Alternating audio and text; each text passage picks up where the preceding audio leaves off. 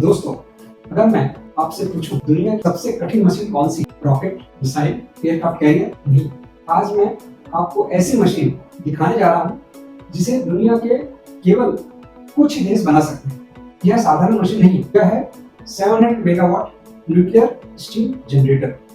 और सबसे गर्व की बात यह है कि यह भारत में बना है। लेकिन आज का वीडियो न्यूक्लियर पावर के बारे में कम और माइंडसेट के बारे में ज्यादा है, क्योंकि हर महान उपलब्धि की शुरुआत बाहर नहीं भीतर से होती है।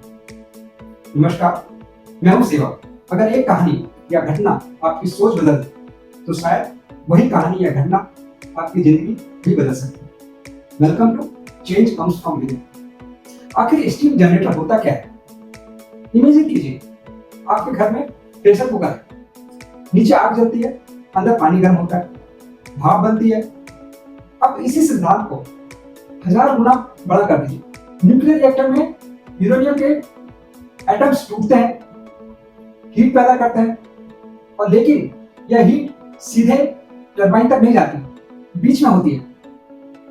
स्टीम जनरेटर, इसे न्यूक्लियर प्लांट का हार्ट भी कहा जाता है।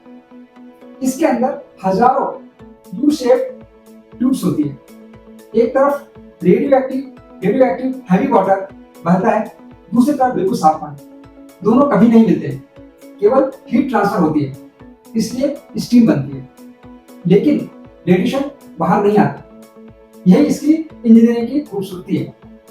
यह इतना कठिन क्यों है? अब बस की कहानी शुरू होती है। यह मशीन लगभग 20 से 25 मीटर लंबी होती है, लगभग 300 टन का वजन होता है, हजारों विशेष मिश्र धातु के अलॉय की ट्यूब से बनी होती है। हर ट्यूब बिल्कुल सही जगह पर होनी चाहिए, माइक्रो लेवल की एक्यूरेसी चाहिए। क्यों? क्योंकि यह मशीन दशकों तक 24/7 हाई टेम्परेचर, हाई प्रेशर और अत्यधिक सेफ्टी स्टैंडर्ड के साथ काम करती है। अगर क्वालिटी में छोटी सी गलती हो जाए तो पूरा रिएक्टर बंद करना पड़ सकता है। यही कारण है कि दुनिया के बहुत कम देशों के पास यह क्षमता है।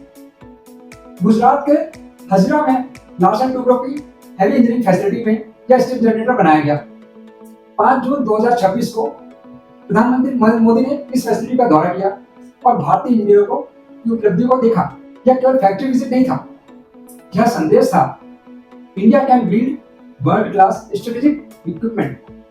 अब बात आपकी। यदि आप इंजीनियर है, मैनेजर है, सुपरवाइजर है, ऑपरेटर है, टीचर है, या किसी भी ऑर्गेनाइजेशन में काम करते हैं, तो इस मशीन से 5 बातें सीखना चाहिए। नंबर 1, क्वालिटी कोई डिपार्टमेंट नहीं, क्वालिटी एक हैबिट है। नंबर 2, प्रिसीजन छोटी चीज नहीं है। 0.1 mm की गलती कभी कभी करोड़ों का नुकसान करा देती है। Number 3, every bolt matters. इस स्टीम जनरेटर में कई छोटे छोटे बोल्ट हैं और हर बोल्ट इंपॉर्टेंट होता है। जैसे कंपनी में कोई भी एम्प्लॉय छोटा नहीं होता। Number 4, documentation saves lives. Nuclear industry में जो लिखा नहीं गया वह यही नहीं गया माना जाता। Number 5, safety culture. हेलमेट पहनना सेफ्टी नहीं है, सेफ्टी तो सोच है। जब कोई देख नहीं रहा फिर भी सही काम करना, यही प्रोफेशनलिज्म है।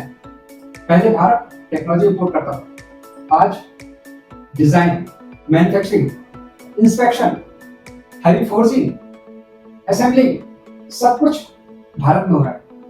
यही कहलाता है इंडियन सॉवरेनिटी, यानी टेक्नोलॉजी पर अपना अधिकार। न्यूक्लियर पावर क्यों इंपॉर्टेंट है, क्यों महत्वपूर्ण है? भारत की एनर्जी डिमांड तेजी से बढ़ रही है, कोल पॉल्यूशन बढ़ाता है, सोलर रात में बिजली नहीं देता, विंड हमेशा नहीं चलती। न्यूक्लियर पावर 24 आवर्स 365 दिन कार्बन एमिशन के साथ इलेक्ट्रिसिटी दे सकता है। भारत वर्तमान में कई परमाणु रिएक्टर चला रहा है और 700 megawatt pressurised heavy water reactor श्रृंखला का विस्तार कर रहा है। 2047 तक न्यूक्लियर कैपेसिटी को बड़े स्तर पर बढ़ाने का राष्ट्रीय लक्ष्य भी घोषित किया गया है। दोस्तों, यह कहानी केवल न्यूक्लियर इक्विपमेंट की नहीं है, यह कहानी है डिसिप्लिन की, ओनरशिप की, पेशेंस की, कंटिन्यूअस इंप्रूवमेंट की। यदि एक इंजीनियर 10 साल लगाकर एक स्टीम जनरेटर परफेक्ट बना सकता है, तो क्या हम अपने काम में हर दिन 1% बेहतर नहीं बन सकते? देश महान मशीन से नहीं बनता, मशीन्स महान लोगों से बनती है और महान लोग महान सोच से बनते हैं। आज से अपने ऑफिस पे जाए और खुद से केवल एक सवाल पूछिए, क्या मैं अपने काम को न्यूक्लियर क्वालिटी के साथ कर रहा हूं? अगर जवाब हाँ है तो समझिए आप केवल सैलरी नहीं ले रहे हैं, आप नेशन बिल्डिंग कर रहे हैं। मैं हूं सेवा, और याद रखिए बदलाव दुनिया में नहीं, सोच में शुरू होता है, और सोच बदलती है भीतर से। Change comes from with in. धन्यवाद।